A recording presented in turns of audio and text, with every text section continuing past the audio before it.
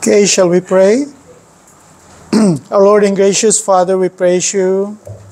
We praise you and thank you, Lord, that you have given us this time again to celebrate Christmas and also, Lord, to remember the incarnation of the Lord Jesus Christ, without which there is no salvation for us. Thank you, Lord, for sending your Son to be like us, human nature and with a human body and a flesh. We praise you, Lord, that He represents us in order for us to be saved. For we pray these things in Jesus' name. Amen. Who is the baby born in Bethlehem? This is the question that we will address this morning. And I would like to also look at the whole picture. The picture of not only during the time when He was born in Bethlehem, but before He was born in Bethlehem and after He was born in Bethlehem. So the baby born in Bethlehem grew up, but at the same time that baby born was pre-existent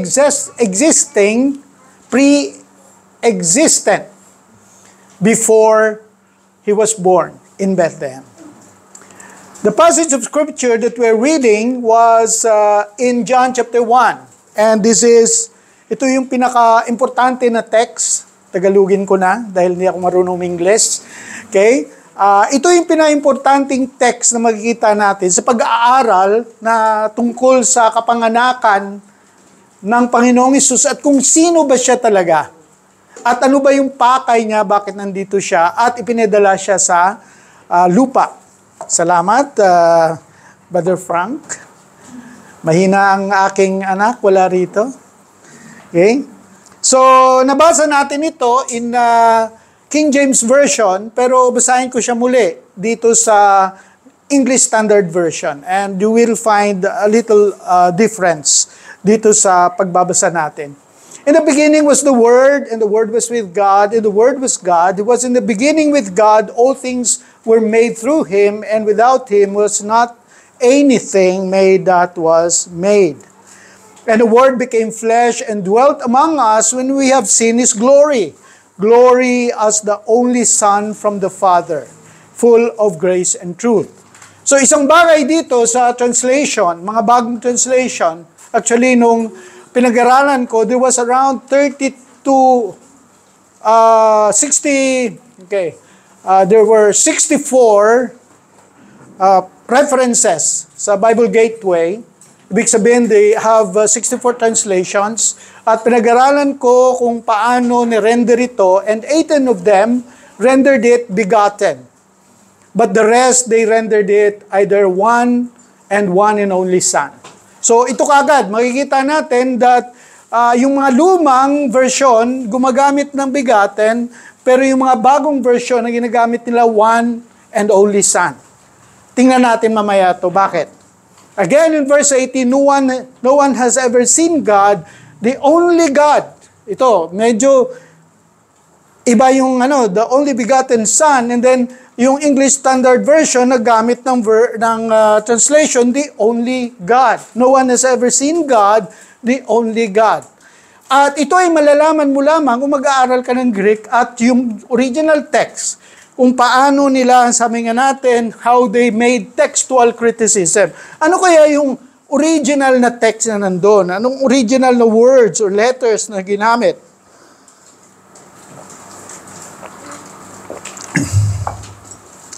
So you're talking about the change of the word Son and God. Ang Greek ng Son is Oyos. Okay, Upsilon, something. And then Theos, Theta, something. So magkaiba yung Upsilon sa saka Theos. Pero pag sinulat mo siya, actually, pag nagsusulat ka ng script, most likely, ang kaibahan lang nila ay yung guhit ng Theta. So ganun yung tsura nila, tapos merong guhit. And that is the difference between the text, in the different texts. And the earliest text actually, napapakita na it's Theos, God, and not Oyos, or Son. So, doon makikita yung difference at yung choice, ng translate nila. Now, nung bata pa ako, back in the 60s, sinong naipanganak na nung 60s? Ako lang yata. Okay, back in the 60s, ang bahay namin sa Iloilo City, walang mga bakod dyan. Usually, mga bulaklak, mga tanim, yung nilalagay mo sa bakod, and then everybody can pass through. Okay? So, sa compound namin, practically, mga kamag-anak, everybody just comes in and out. In fact, merong main road dun sa gitna. Eventually, yung mga umuurong yung mga bulaklak nila, umuurong hanggang sa bandang uli. There was a time na nagkakaroon ng cross boundary. Teka, sa amin yata yan, bakit diyan kayo nagtatanim? Hindi, sa amin yan. Puro kami squatter. Di amin lahat yung makikita namin. Hindi, amin yan. Hindi, amin yan. So, ang ginawa, nagkaroon ng bakod. So, nagkakabakod at nagkakaroon ng definition ng boundary. Hanggang dito sa iyo, hanggang dito sa akin. Okay? Pati yung bakod, pag siya ay nagpapabakod, abay, pag nagbagong bakod, gumagalaw. Gumagalaw yung bakod. Teka, di ba doon yung bakod? Bakit parang nag-forward na naman? Okay, so anong gagawin mo? Magtanim ka ng nyug. Yan, nyug. Pag palit niya ng bakod, hindi niya pwede i-move kasi sigurado ka, akin yung nyug.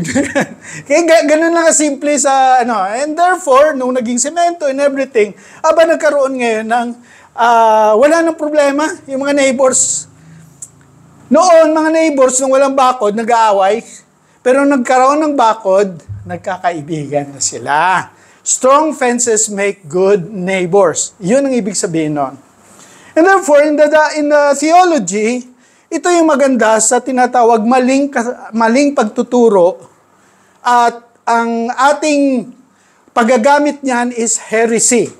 Pero ang opisyal na gamit ng heresy ay hindi lamang dahil mali yung pagtuturo mo, heretic ka na. Kung di, kailangan na establish kung ano yung tama. At ang tama, tinatawag natin dyan orthodoxy. Orthodox. At madalas, ang orthodoxy ay in-establish ng council. Or ibig sabihin, nagmi-meeting yung mga Kristiyano sa iba't ibang lugar ng buong mundo at magtitipon at magsasabi kung ano yung tama, anong tamang interpretasyon diyan. So, orthodoxy defines boundaries. At ang maganda dito, when we talk about incarnation, about Christmas, in fact, Christmas, yung araw mismo ng Christmas, pinag-aawayan niya. Kailan ba yung Christmas? December 25 ba? Or any day in 365? Although, back in the early church history, back in the 3rd and 4th century, sineselebrate siya ng January 6. In fact, ang tawag doon di Epiphany, the day of Epiphany, or the Feast of Epiphany. So, dito makikita natin na ang layo ko sa microphone, pero okay lang. Malakas naman yung boses ko. Okay? Ikaklaro kung ano yung ibig ng sabihin tungkol sa kay Kristo. At hindi lamang kay Kristo, kundi tungkol sa kanyang relasyon sa Ama at sa Espiritu Santo. Subalit, ito yung pag-aaralan natin ngayon. The crystallization of Christology happened in the first 4 centuries, culminating in the 2 ecumenical Catholic councils, the one of Nicaea in 325 and Constantinople in 381. So, ano ito? Pag sinabi mo ecumenical, ibig sabihin, pangkalahatan. In fact, ang kanyang translation, kasi ito ay Greek, ang Latin na translation niya is Catholic. Okay, Katoliko.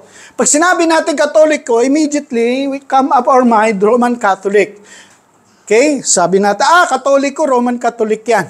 That's why we don't study the councils. Hindi natin pinag-aaralan dahil ang ating impresyon ay ito ay turo ng Roman Catholic. Therefore, dahil turo ng Roman Catholic, mali. Ganun lang naman tayo kasimple. Subalit, pag pinag-aralan natin, sinasabi ko palagi dito na yung Catholic, ibig sabihin, sa English, universal. Ibig sabihin, universal church, lahat, pangkalahatan.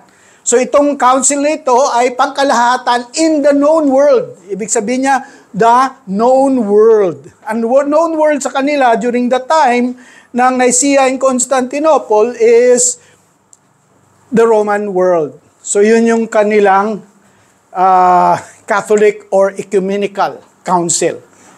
And number 2, yung Roman Catholic, sinasabi ko nga, in-explain ko na only existed in 1054 during the Great Schism.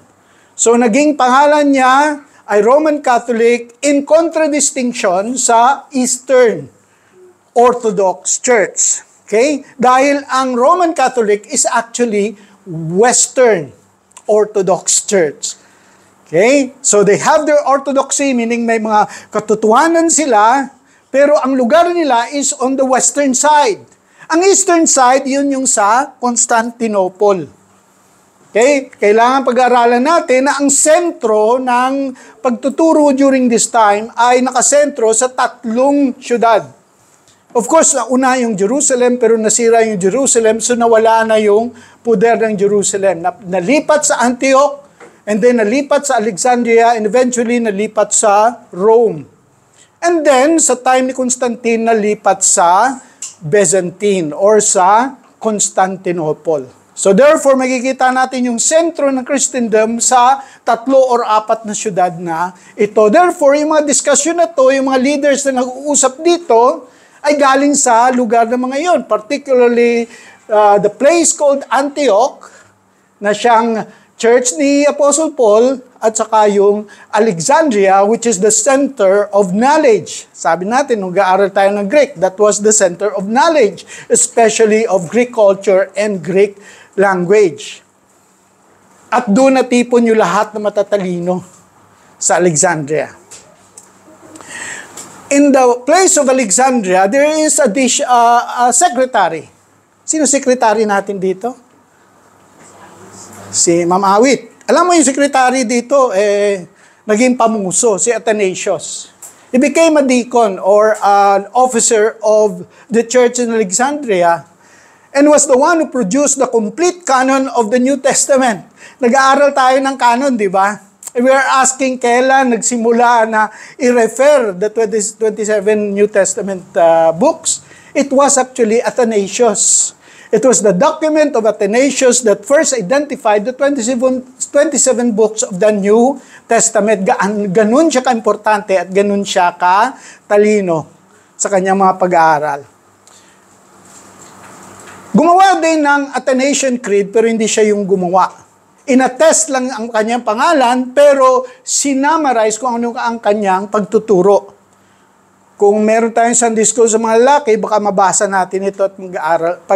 Babasahin natin, then we try to just understand during the time kung anong mga argument o anong mga pinag-aawayan nila. And the other one is the Nicene Creed.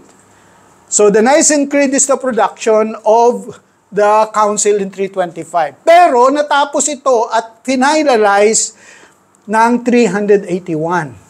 Okay? So for 60 years, around 60 years, pinagdidebatihan.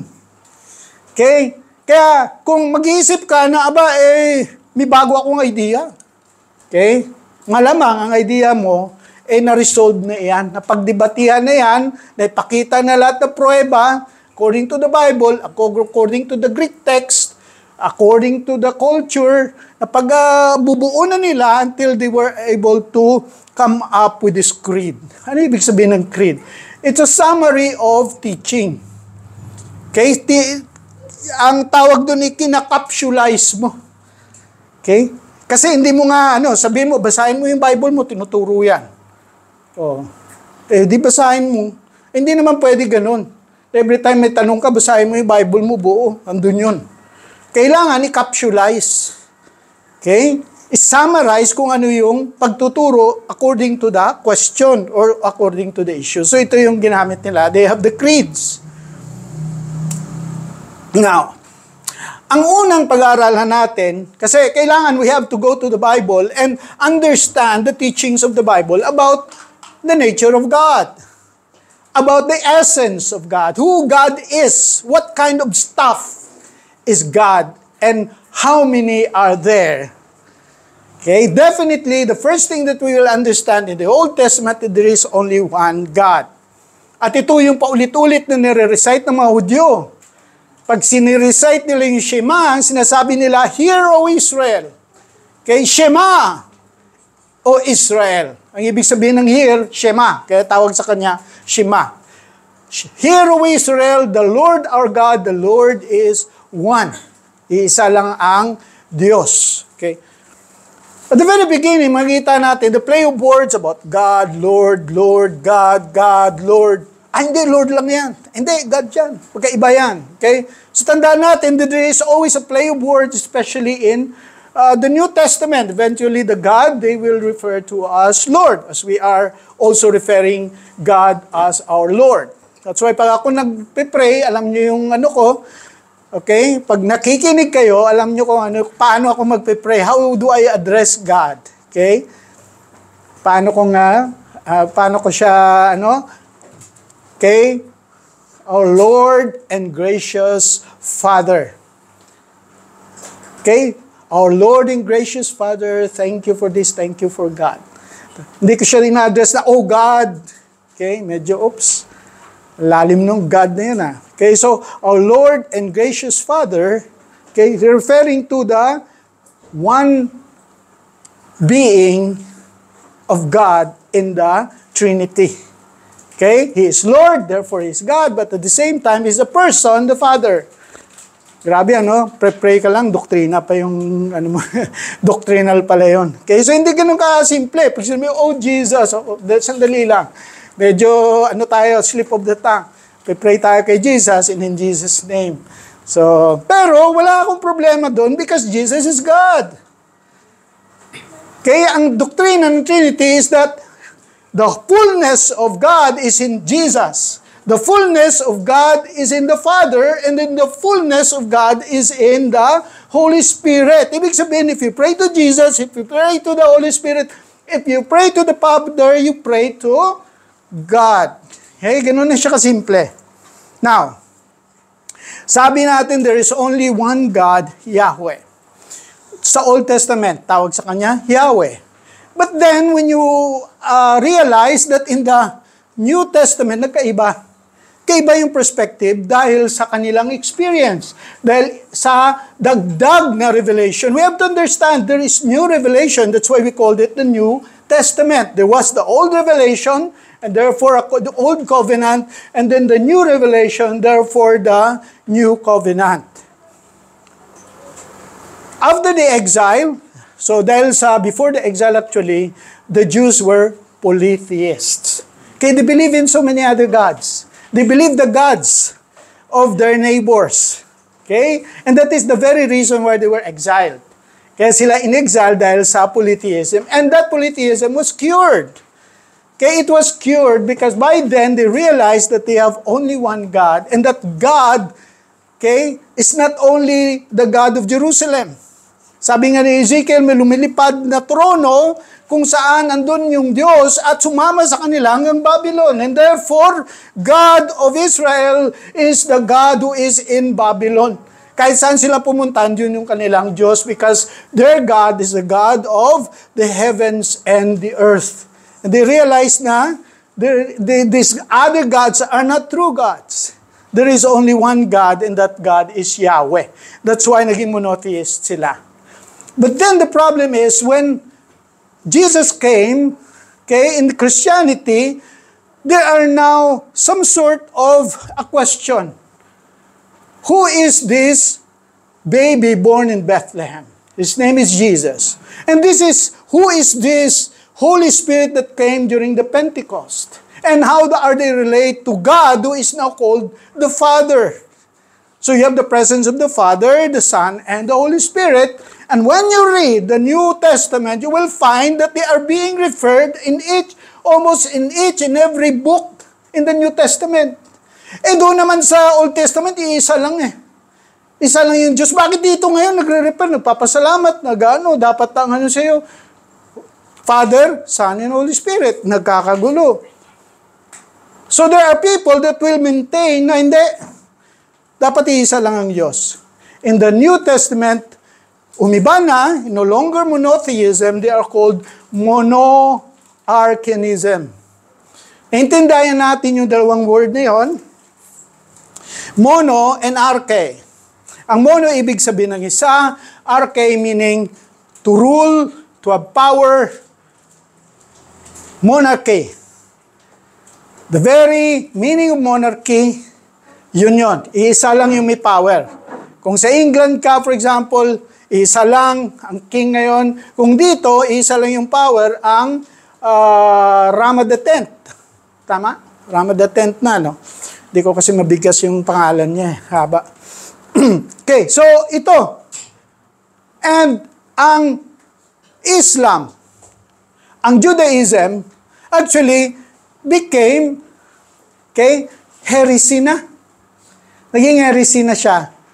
By this time, heresy na siya kasi we have to rely on new revelation. Alam nyo, sa Christianity or sa teaching ng Bible, there are teachings of the Bible na parang na tama during their time, but then there are further additional revelation and eventually there is a change. Of course, nobody has faith in Jesus in the Old Testament because Jesus was not there. But now that you have in Jesus in the New Testament, you cannot go back and say, oh, I just believe in God. I just believe in Yahweh. Then I will be saved. You cannot do that because there is now new revelation. And that new revelation is Jesus. And putting faith in Jesus is the only way to salvation. So ganun din yung understanding of the Trinity. Okay? Are we following? Inaantok na ako. Dali lang, inom ako tubig. Hirap ng tupi ko. Bakit ko ginagawa to? Kasi pag Sunday school, kalahati, itong na to, walang tao doon lahat. So para tayong Sunday school ngayon. Sensya na lang. Now, pag pinag-aralan mo, farther as you go deeper, makikita mo na this Father, Son, and Holy Spirit are distinct persons. Magkaiba sila. And therefore, ang sabi ng creeds or mga orthodoxy, the Father is not Jesus, Jesus is not the Holy Spirit, and the Holy Spirit is not the Father. And this is best shown in the diagram of the Nicene Creed. Okay? Simple lang. Actually, ang statement ng Trinity. Napakasimple lang. There is one God, nasa gitna. And that God are in three persons. The Son is God, the Father is God, the Holy Spirit is God. Okay? Three persons, one God. And then within that, makikita natin that in the relationship within these three persons, okay, the Father is not the Son. The Son is not the Holy Spirit, and the Holy Spirit is not the Father. Therefore, there are distinctions. Ayun ang pinapakita sa atin ng Bible. Okay. Let us see how the Bible shows it. How the Bible describes the distinct persons. So in John chapter 1 verse 1, the Word was with God. Kai. Okay, in the Greek. May kasama, magkasama. Distinct siya, Word, and there is God, they are together. In John chapter 14, verse 16 and 17, and also in John 15, verse 26, ito yung 14, 15, 16, kung mag-aaral ka about the Holy Spirit and the relationship of the Holy Spirit, the Father and the Son, dito mo makukuha yung doktrina ng distinct role, responsibility of the three persons in the Godhead. Sabi, and I will ask the Father, and He will give you another helper. You see, Jesus, Father, helper. Again, He repeats the formula. But when the helper comes, and I will send you from the whom I will send to you from the Father. Okay? So you have the helper, the Jesus, and the Father. One of the very distinct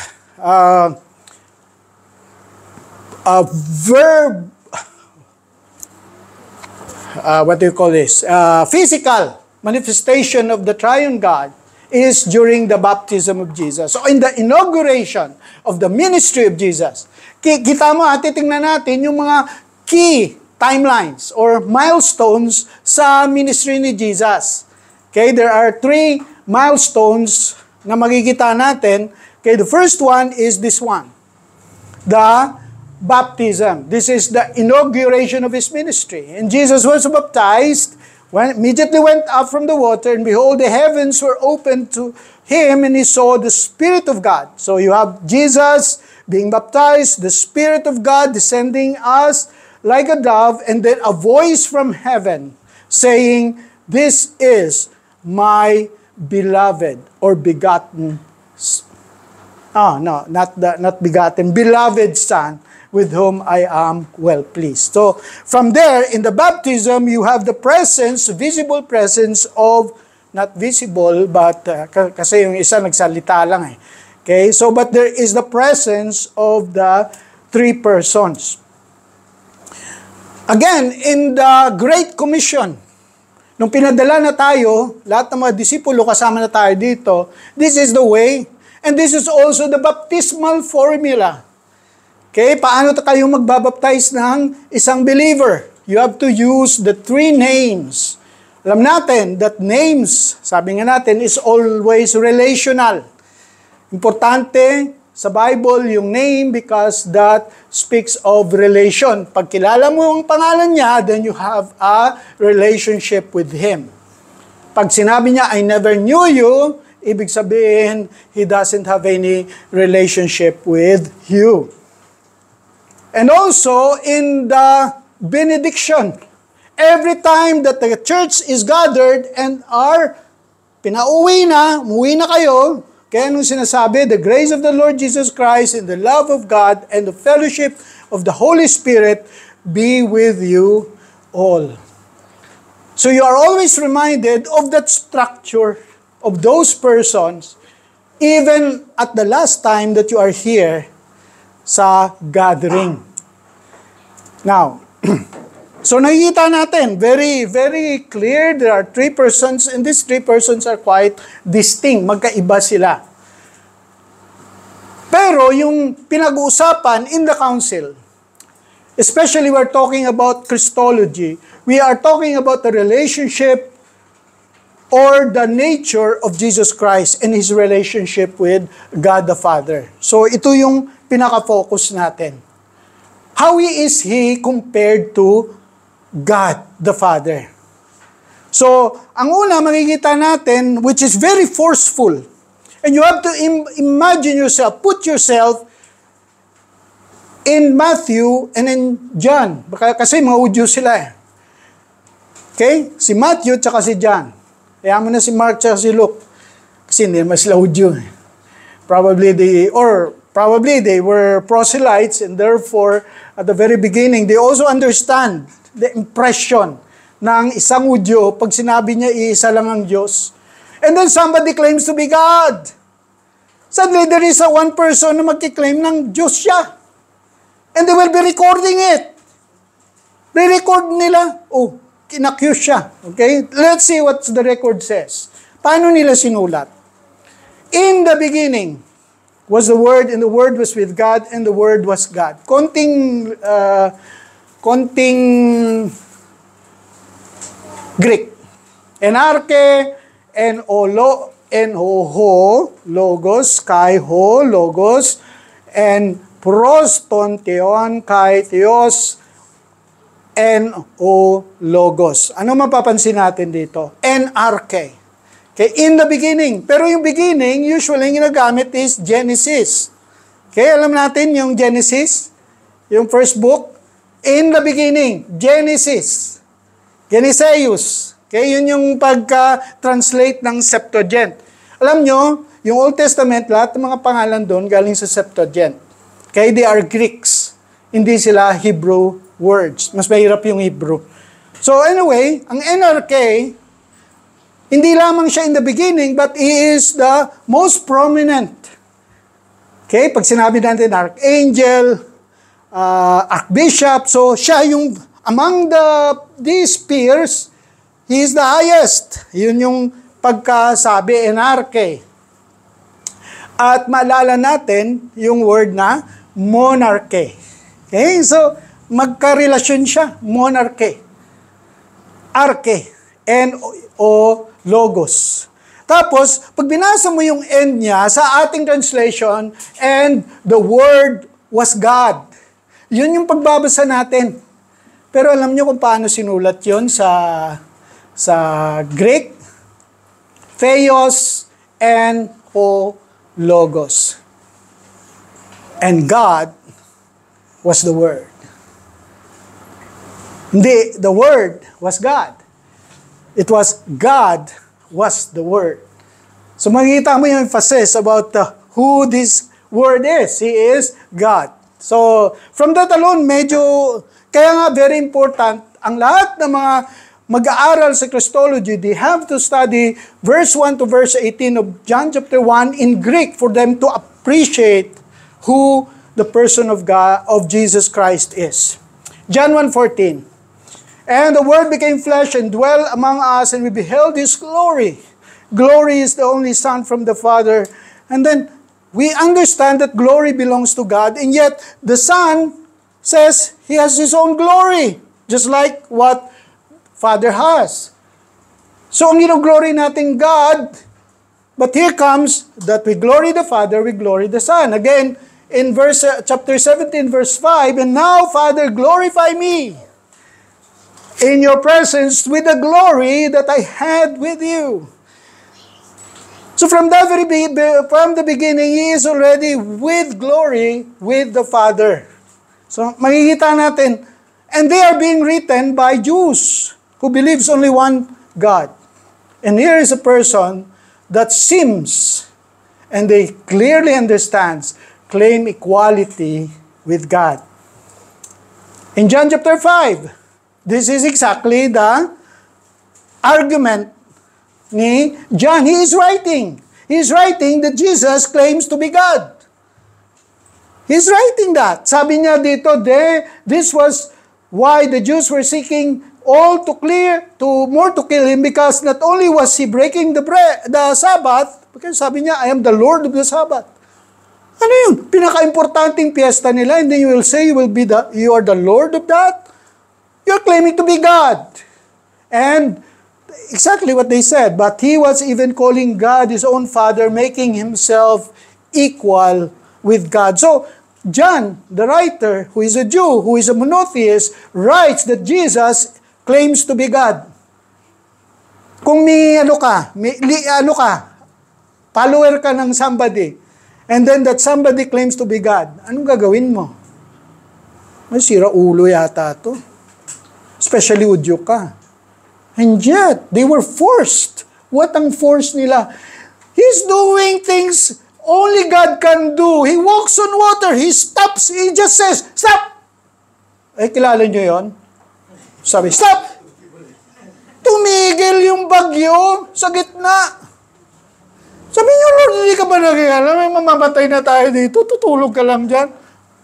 Hindi nyo ba kilala kung sino ko? Stop! Tumigil. Wala na. And then, suddenly nasa tabi na sila ng dagat. Ganun lang kasimple yung illustration. These are the things na, ano to? Sabi nga, yung bulag, nakikita. Kahit sa Old Testament, wala akong nakikitang bulag na inayos yung mga prophets. Ngayon lang, ako nakarinig na ang isang bulag ay nakakita. Jesus lang. Gawain lang ng Diyos. Yun yung mga records na sinasabi nila. Tapos sabi niya, you honor me, you honor the Son, you honor the Father. Aba, sobra na to. Di ba dapat ang honor is only to God? Ngayon siya nag-ano pa ng sarili. Dapat siya, kung no-honor niyo yung Diyos, honor niyo rin ako. Ano ibig sabihin nun? Si John ang nagsusulat. And this John is a Jew, strict monotheist. He must believe Jesus for what He's saying. Naniwala siya that you can glorify Jesus, that you can honor Jesus, and so many other things He will say, be saying is. Sabi niya, Abraham was, I am. Before Abraham was, I am. He is pre-existing. Sabi niya, gaano ka nakatanda? Bakit sabihin mo, mas patanda ka pa kay Abraham? Abraham was born 2,000 years during the birth of Jesus Christ. Paano siya ay naging mas matanda kay Abraham? Alam mo kung ako si John, pag may nagkiklaim sa inyo ng mga ganito, talagang hindi ko susulat to eh. Sira ulo tong kausap ko rito unless he shows proof that he is really, before Abraham, he was. Nakwento niya siguro yung buhay ni Abraham. Okay? Probably he's talking about what Abraham did as if he is a witness to all of those things. Kakamot ka na, paano niya alam ito? Because before Abraham, he was. I and the Father are one. Iba ito, mabigat ito. Mabigat siya. If you refer to God the Father and then you tell us na isa lang kami. Diba? Kahit si Kibuloy, hindi niya sinasabi yun eh. Ano ba si Kibuloy? I am the... Ano ulit? The appointed son. Okay? The appointed. Hindi ako ang Diyos. Hindi sabi niya, appointed lang. Ha? So, yun. Matatawa na kayo eh. Imagine mo pag sinabi niya, akong Diyos. Sino ba nagkiklaim niya siya Diyos? Nakilala niyo? Among the religions, among the cults, among the... sino kaya? Okay? Parang wala eh. Wala akong maiisip eh. Kasi pagka nagsalita ka noon, diretso ka na sa psychopathic hospital. Sabihin nila si Raulo to. Ano kaya pumasok sa I mean, that is the common idea. Pag sinabi mo ng yung mga sinasabi ni Jesus, kaya lang wala silang psychopathic hospital, baka yun sasabihin mo. He was seen the Father. Seen me as seen the Father. O ba, talagang kabaliwan. Kita mo lang si Jesus, kita mo na yung Ama. No one has ever seen God, the only God. Yun, balik tayo dun sa text natin sa John 1:18 kanina. The only begotten Son, but then the other translations, the early translations, it says the only God. Kaya siya nakakita, at pag nakita mo siya, kikita mo yung Diyos. Alam mo yung glory, pag pinag-aralan mo yung glory, kasi Shekinah glory, ay dumarating dito sa mundo during the time of Moses. At si Moses, pag pumasok siya sa tent, kaya ano nangyari sa kanya? Pag lumabas siya, nangyari sa kanya? There is Shekinah glory in his face. Nagre-reflect yung Shekinah glory. Para siyang buwan na nagre-reflect doon yung ilaw ng araw. Yung araw is God, tapos magre-reflect sa kanya yung glory, makikita natin yung buwan. Jesus is different. During the Transfiguration, tumitingin sa kanya, yung paborito niyang dalawang disciples, o tatlo, review nyo na lang, okay? Peter, James, and John, and begang transfigured. At saan galing yung ilaw? Saan galing yung glory? Within Jesus. He has the glory.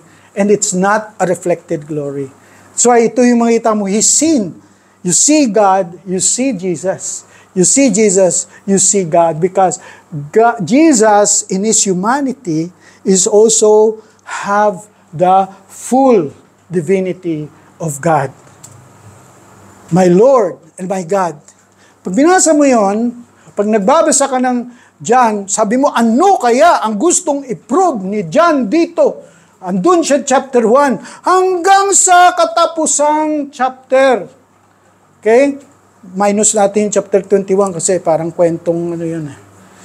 Yung chapter 20, ang last na sinabi niya, my Lord and my God. Ito yung testimony. This now is drawn out of one of the apostles. And this is the statement of all the apostles. Ito na yung tinatawag nating the earliest creed. Okay? My Lord and my God. Jesus Christ is Lord. Yun yung creed nila coming from this. Because Lord, God is the same. Sabi sa verse 29, and Jesus made a lot of other miracles, things that if you write a book, you cannot fill in the whole world. But these were written so that those who read, believes that Jesus is the Christ, and believing they will have eternal life. Verse 21, 30, and 31. And that's the last verse in that final chapter. So makikita mo kung ano ang gusto ni John na isusulat. The final statement is that this Jesus is Lord and God. Kapagod. Hirap talaga. Okay. But at the same time, He's not only God. He's not only fully, truly, verily God, but He is also human. So, within that Godhead is full humanity. Full God, full man. Kaya hindi tayo nagsasabi na 100% God, 100% man. Kasi 200% yun. Okay? That's not the formula. The formula is fully, truly God, fully, truly man. Ang truly na ginagamit sa Latin, when they were writing this, veritas. Alam niyo yung veritas sa Pilipinas, ano ibig sabihin nun? Okay? The truth. Okay? Truth lang. Pero Roman Catholic yun. Pero gamitin natin yung word na veritas. The Word became flesh. So yung word, that fully God becomes fully man. Flesh. From that alone, makikita na natin kaagad yung transition. He is both God and He is both man. Hindi half God, hindi half man. Philippians 2:5-7, favorite ni Pastor Ayan. Binasa natin ang ina to. Though He was in the form of God, He was God, emptied Himself, born like us. Emptied Himself, born like us. Colossians, He has the fullness of deity. Saan? Bodily. Full God, full man. 1 John 4:2-3, every spirit that confesses that Jesus Christ has come in the flesh is from God.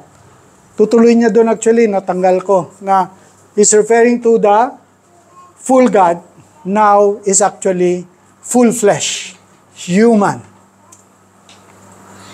Ano pa? Romans 1:3-4, sabi niya, ipinanganak, the incarnation, concerning Jesus, who was descended from David according to the flesh. He is human. And 1 John chapter 1 verse 1-3, kung ang John sinasabi niya na very clearly that Jesus is fully God, sabi niya, He is fully man. Kasi may mga tao sabi, hindi siya naging tao Parang tao lang. Okay? Ghost, phantom. Pero hindi totoo, sabi niya na tao. Sabi niya, paano niyo sasabihin na phantom lang siya? Okay? Na ghost lang siya. Ito yung description niya. Ni John pa rin. That's which from the beginning, which we have heard. Kausap na kiririnig nila, we have seen. Kita ng mata nila, we have looked upon and touched. Tawakan namin. So, walang talagang totoong tao si Jesus nung andito. Kumakain, nagugutom, umiiyak, napapagod, and all of that. Tao siya. Bakit kailangan maging tao siya? Bakit kailangan maging tao siya? Since therefore, sabi sa Hebrews chapter 2, since therefore the children, tayo, mga tao, share the flesh and blood, He Himself partook the same thing. Naging tao din siya. Kasi tao yung ililigtas niya. That through death, He might destroy the one who has the power of death, that is the devil himself. So kailangan niya maging tao para sa ating kaligtasan. Kung hindi siya tao, pareha sa atin, nature, body, and soul, walang kaligtasan. Okay? Sabi ni, ano yung body and soul? Body, soul, and spirit. Okay? Pero ang ibig sabihin ko doon is body plus soul, which is also spirit. Okay. Iintindihin natin mamaya. Makikita natin yan. Pag namatay kayo, hanapin nyo yung soul nyo dahil wala kayong makita. Body and spirit. Body na mamatay, spirit. Yun, dalawa lang yun. Okay. Ganon din yung human nature natin. That's the nature of God also. Of Jesus. He has the spirit and He also has the body. Galatians. So ano sabi? But when the fullness of time had come, God sent forth His Son. So ito na yung incarnation. Born of a woman, kailangan ipanganak siya. Bakit hindi naman pwedeng bigla na lang lumitaw si Jesus na tao? Pwede naman yun, di ba? Pero bakit kailangan maging fetus siya? Maging ang process ng pagiging tao ay gagawin niya para tao talaga siya. Okay? Kailangan He was be born of a woman. Okay? Bakit? To redeem those who are under the law so that we might receive adoptions as sons. Kailangan ng kaligtasan natin, kailangan maging tao siya, parehas, katulad, in the same nature as us, human nature. Okay. So ano yung mga pagkamaling pagtuturo dito? So, kailangan makikita natin yung development ng Christology. Una, doon sa time ni John, sinabi niya sa 1 John chapter 4, na sabi niya, if they say that Jesus is not in the flesh, ay is not from God. Anathema, go to hell, sabi nila. That person has to go to hell. Kung hindi siya naniwala na si Jesus ay naging tao. Why? Dahil sa verse 1, sabi niya, chapter 1 verse 1, sabi niya, nakita, narinig, inawakan namin. Tao. Kaya pag sinabi mong hindi tao, eh, go to hell. Ganun yung that's the word anathema. Go to hell. Okay, that's the so yun. That's the word that's the teaching called Gnosticism. And then you have the Ebionites. Ebionites came from Antioch.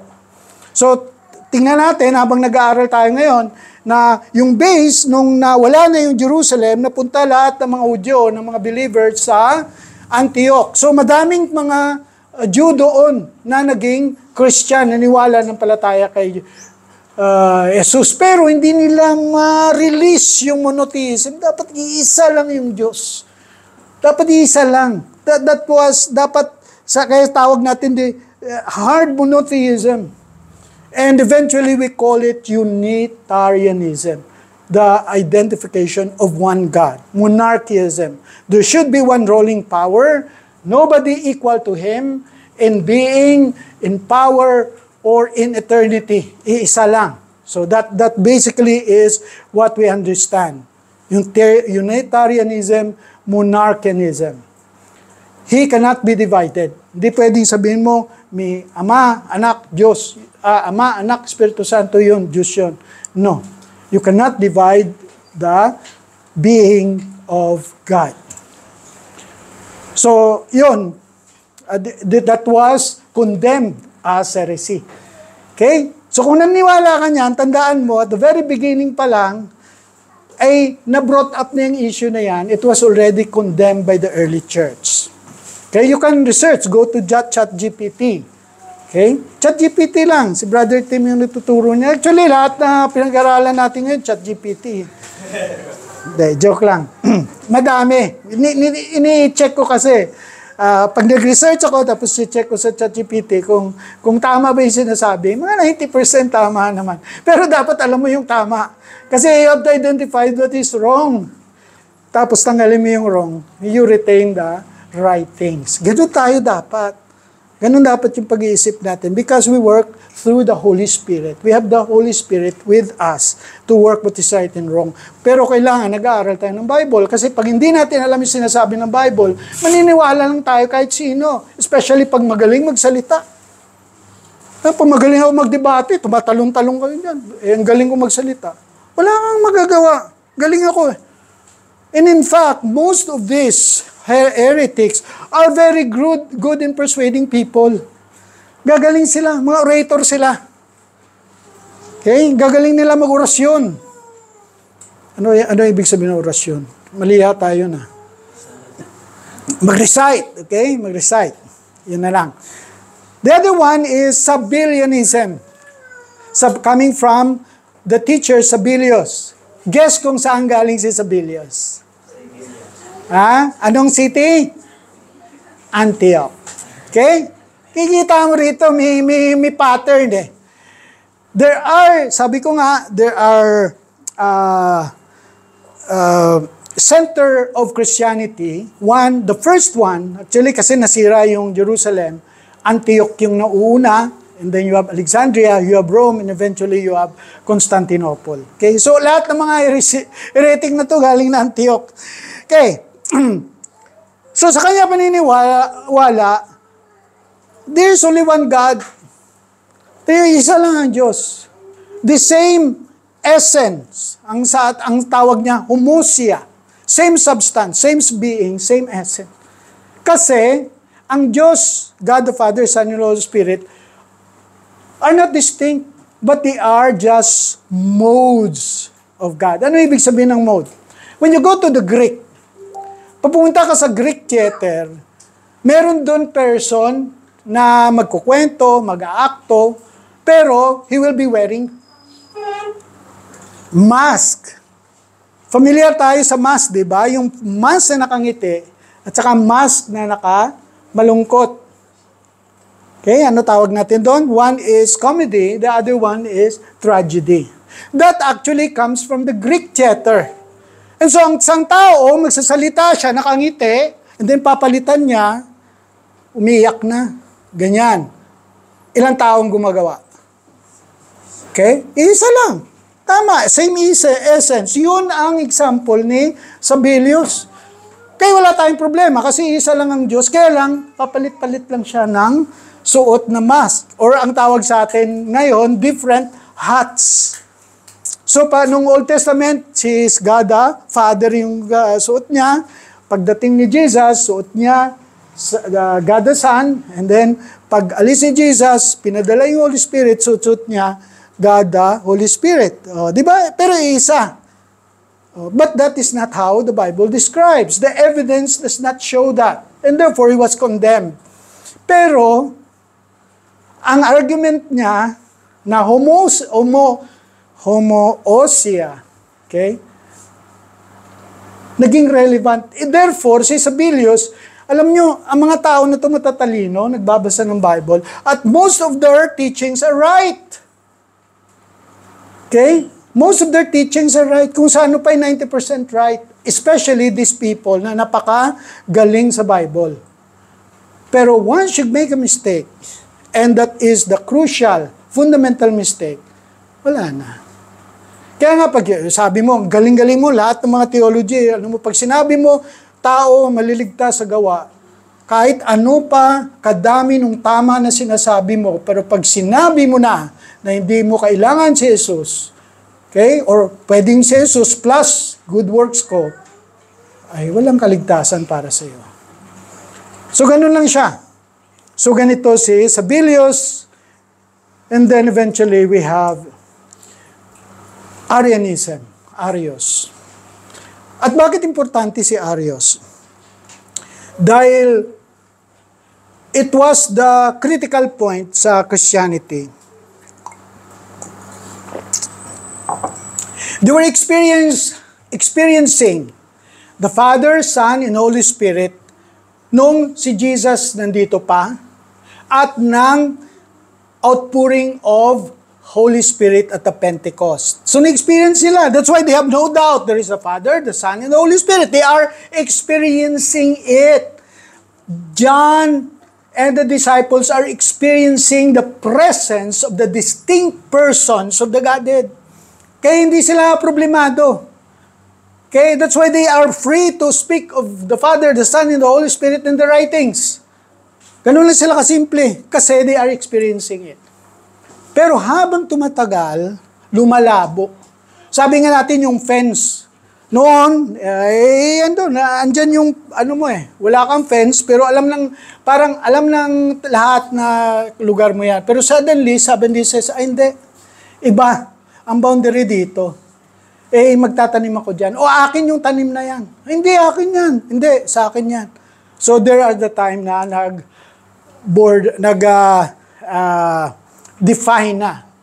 So Arianism actually almost became the orthodox teaching of Christianity. Okay?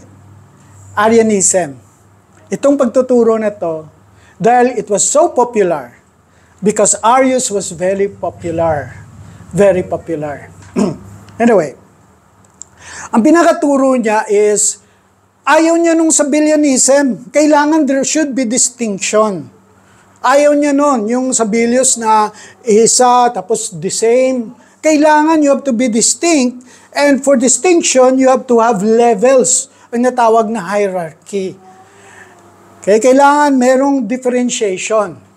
So yun yung naging root ng kanyang pag-iisip. And then eventually taught that Jesus was the first created being and that He is the agent of creation, meaning everything after Him, He created. Okay? And this is what we call now the dynamic monarchism. Kanina kasi yung sinabi natin modal, mode. Dito ngayon dynamic. Ang dynamos, dynamite.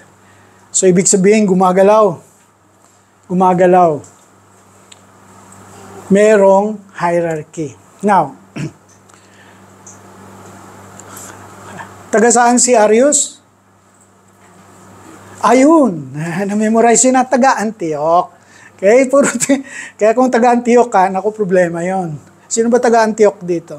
So, Arius was from Antioch. And he was taught, madami kasi nag-develop doon from the basis na there is only one God. So, how can you come up with some formula while maintaining there is only one God? Yun yung and ito yung ginawa. So, mahaba pa. So si Arius, okay, was taught in Antioch, but he went to Alexandria. Okay, napunta siya sa Alexandria as an elder, as a teacher. So one of the councils na nagmi-meeting doon, there is one bishop, ng pangalan niya from Alexandria, syempre ang pangalan is Alexander. Okay? So si Alexander, may secretary siya, ang pangalan si Athanasius. Okay? So si Athanasius is the secretary and basically the deacon of Alexander. So amang nagtuturo siya, nagtaas ng kamay si Arius. Sabi niya, are you sure that Jesus really is co-equal and co-eternal with God?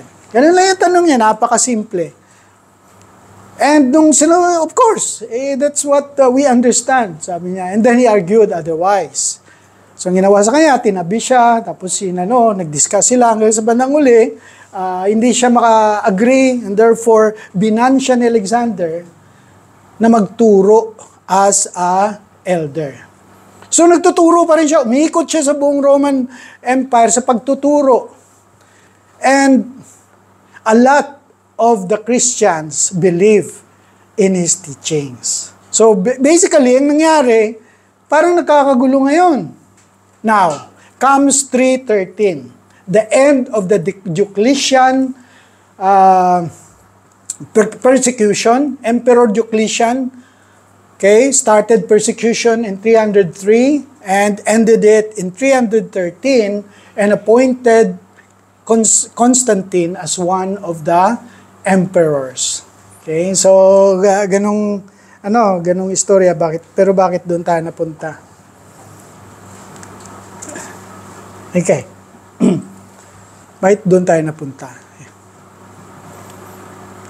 Okay. So, yun nga. So, ang nangyari, gusto ni Constantine na ma-unite. By 323, siya na lang yung naiisang emperor. And he wants unity in the Christian church. Gusto niya actually na magiging instrument yung Christianity for the unity of the church. Kaya basically sinabi, lahat kayo, kung maging Christian kayo, +1 kayo, or +2, +5. So everybody became quote in quote, okay, Christian. Lahat ng mga pagan nila, ginawa nilang Christian. So, yung mga Diyos nila ng mga babae tsura, ginawa nilang Mary. Yung mga kung ano pa dyan, basta nagdagan lang nila, and then they profess to be Christians. Okay, so very good. So, lahat ng mga Roman Empire ay Christian. So, united na. Anong united? Nag-aaway to, halos magpapatayan na tong Arians at saka yung kampo ni Alexander. So, binrought up kay ni Constantine. And Constantine called for a council para may unity. Para meeting natin. Magkakaroon tayo business meeting. Anong kulay ang gagamitin natin dito para agree tayo lahat? So, nagka-meeting, blue. Sabi ng isa, pula. Ay, sige lang, dali lang yan, magboto tayo. Magpapatayan sa boto ng pula at saka blue. Hindi sila mag-agree. And therefore, nung 325, tinawag yung council with the idea na mag-agree, nag-away. Kakagulo. But eventually, after a month of discussion of politics, alam mo na, during the time, medyo may politicking pa. Eventually, they unanimously agreed on the Nicene Creed or the doctrine of the Trinity. Okay? There's one God, three persons in the Godhead, distinct persons. God is not the Father, Father is not the Son. Father is not the Jesus, Jesus is not the Holy Spirit is not the Father. Ganun lang ang statement. Wala na madaming statement. But then they referred to that statement as the Trinity. The Trinity in unity and the unity in Trinity. So ganun yung pagka-bigkas nila. And the main substance nung nagdedebate until nga ba, hindi lamang natapos sa Council of Nicaea hanggang afternoon. Hindi pa rin mag-agree. Gugulo pa rin. And eventually, actually, Arius was very popular. He was able to persuade the emperors to exile Athanasius. And then, simple na yung argument. One emperor, Constantius, sabi niya, ano ba yung pinagdadebatihan nyo? Simple naman It's a matter of I, do bingo, B-I. O I lang naman. And the word I is inserted in the word homoousia, which is the same substance. So, ang gusto ng mga Arians ay lagyan ng I, homoi-ousia. Ano ibig sabihin ng homoy at saka homo? Ang kaibahan nila is same and the other one is similar. Like. Parang parehas. Okay. Ang isa, parehas, the same. Ang isa, parang parehas, similar or like. So there was no agreement on that. Hindi namin papalitan ang creed to suit that one. And that is the biggest argument during the time. Is it homo or homoi? So what is the wrong teaching on the father-son relationship? So ito yung pinupursu ni Arius. Okay? Ang sinabi niya, God alone is all-powerful and eternal. And therefore, the Son is not eternal. In fact, they made a hymn na palagi nilang kinakanta, happy-happy sila, na sinasabi nila, there was a time the Son was not. There was a time the Son was not.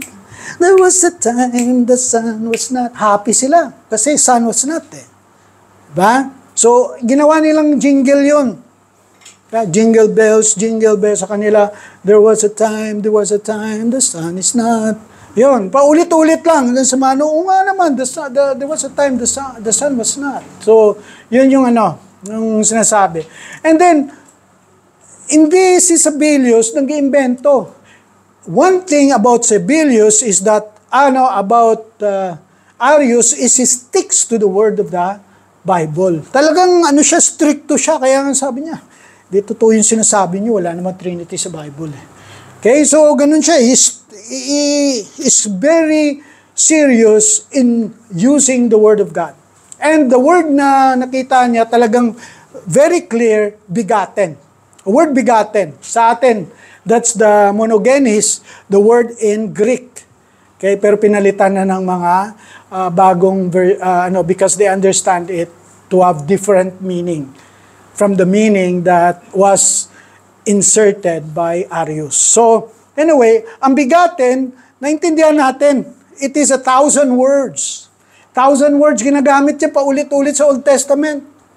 And even during the time of the story of Jesus Christ in Matthew chapter 1 and Luke chapter 3. Okay, every time you speak of genealogy, you speak of begotten.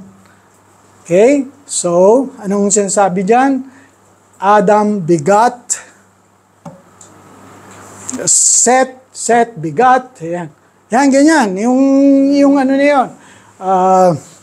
Abraham begot Isaac begot Joseph begot 12 sons. So, ang word na begot is meaning giving birth. So, ang pag-iintindi, immediately, ang impression is that he was made.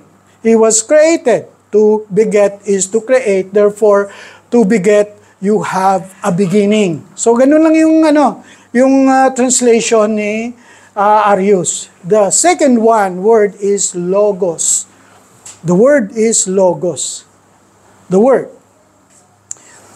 So, ang logos, when you study the Greek na pag-usapan na natin dito, si Heraclitus, during the time ng before sa the Trinity of the Greeks, si Socrates, yung pinggan, at saka si Aristotle. Okay? So, yung Trinity na to, yung taas nila was Heraclitus. And Heraclitus says that everything changed. Lahat nagbabago. Sabi nga, you do not cross a river twice. Kasi by the time na bumalik ka, ibang river na yon. So everything changes, and yet there is a principle of not changing. There is eternal principle. And he used the word, and they use the word, and they have this doctrine of logos. And therefore, John used the word logos from the Greek understanding that this logos is an eternal being. Okay? Ganun yung paggamit. But then, pagdating sa kay Arius, sabi niya logos is the first created being and the agent of God in creating everything. So, nag-argue tayo, si Jesus created everything. Walang problema si Arius doon because the Bible is very clear. Very clear that the created universe was made through the Word. Makikita natin sa Old Testament yan . Okay? In the beginning, God said. God said. God said. God said. Alam mo, yung said na yan, yung word na yan, and the God has a word to the prophet Jeremiah. Ang word, parang tao. You study that in the Old Testament. Ang paggamit nila ng spoken word is like a person. A being. And therefore, dito, yung ginamit ni John, the terminology logos on the principle of the Greek, that this is an eternal principle. John said it is an eternal being. Logos. But then, Arius said no. It is not eternal, not co-eternal with God the Father, because He is the first one created, and from creating Him, He used Him as a principle or as the being or the substance to create everything. Therefore, that being is different from all the creation. But He is also different from God. So He is like a third thing. Okay? So may kakapagod. Pag nagkakaroon ka ng contract, so you have the first parties involved in the contract. Pagka nag-hire ka, you have the second party, and then you have the third party. So, ano malabas dito? Ang Logos is the third party. God as a being, everything in creation as a being, but Logos is different being from everything that was created and from God Himself. So, magkaiba sila ng nature, essence, and being. But the fact is, the matter is, in relation to the Father, okay, He is of different substance. Homoousios. Similar, but different. Alam natin yun. Same, but different. Okay? Ang sinasabi natin as orthodoxy is the same. Period. Malaking period. So, ang pagtuturo dito is that the Logos is inferior to the Father. Inferior. Ito yung turo ni Arius. Now, it comes to the humanity of Jesus. Sa atin, simple lang eh. Human nature, divine nature, together is Jesus. Okay? Not divided, not confounded, but one being. One person, two natures. Iisa, pero may dalawang nature. Ganon yung Pagdating sa kay Arius, ang pag-explain niya si Jesus, okay, is the Logos, okay, and the human nature magkasama. So ang tanong dito is this the same with us? Hindi. Because what happened was the Spirit was removed, and instead of the Spirit, now you have the Logos. Logos in the body of man. And therefore, the Jesus of Arius is not of the same human nature as us. He does not represent us because he is of this different nature. And he cannot. So yun yung the understanding natin.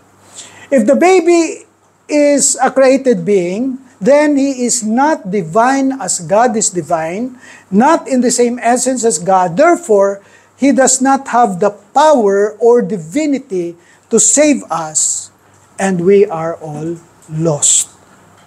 Yun lang yung that's the simple analogy and understanding of Athanasius, Council, and all the other Christians that also look at this doctrine.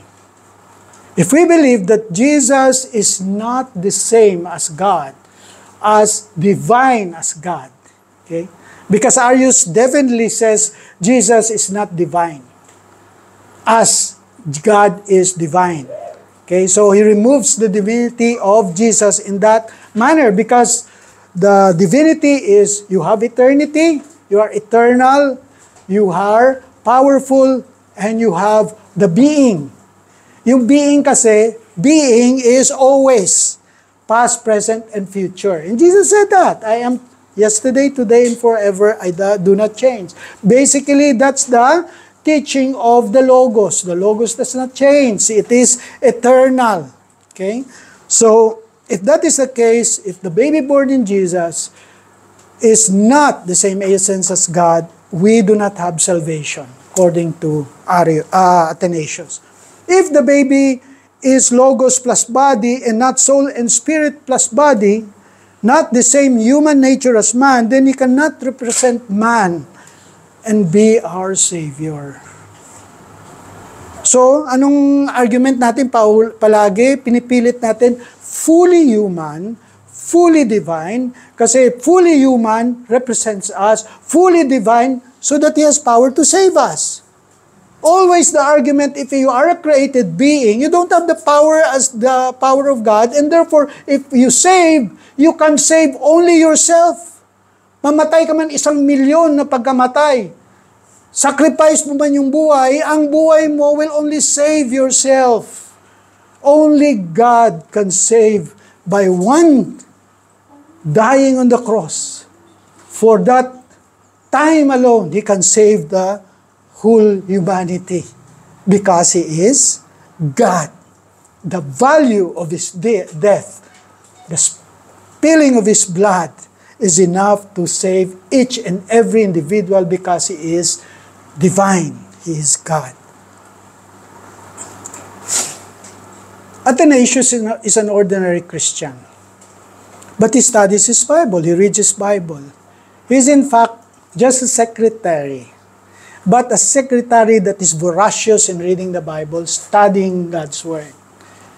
He became a deacon, and eventually when Alexander died, he became the bishop of Alexandria.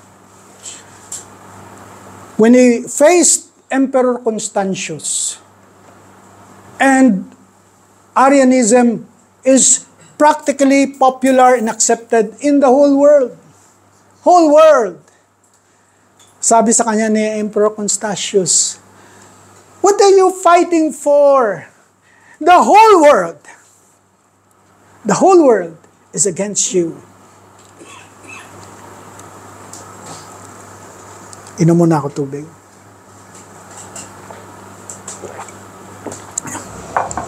Athanasius said, "I, Athanasius, contra mundo." You and I against the world. Kanta yun. Pero malamang galing kay Athanasius yun. Athanasius against the world. Athanasius contra mundo. I remember the prophet Elijah. "Nobody believes you anymore, Lord."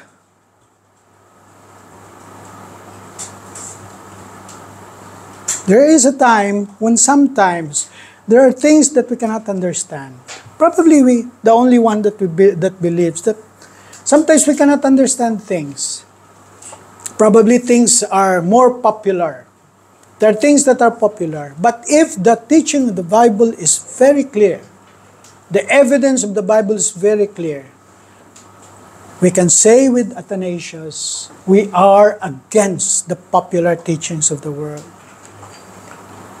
Pinag-aralan natin ito for us to understand deeper, and to appreciate. C.S. Lewis, in his preface to the writings of Athanasius, in the incarnation of Christ, sabi niya lang, alam nyo, mas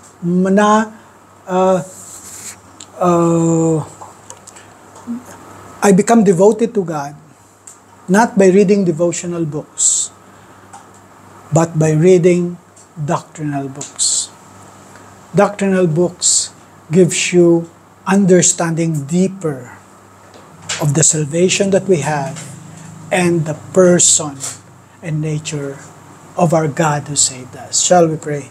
Ama namin, salamat muli sa panahon na ito. We pray, Lord, na as we enjoy, appreciate the incarnation, celebrating the Christmas, we will always be reminded that that baby that was born in Bethlehem was fully God and fully man, and is able to save us because of the truth. For we pray all these things in Jesus' name. Amen.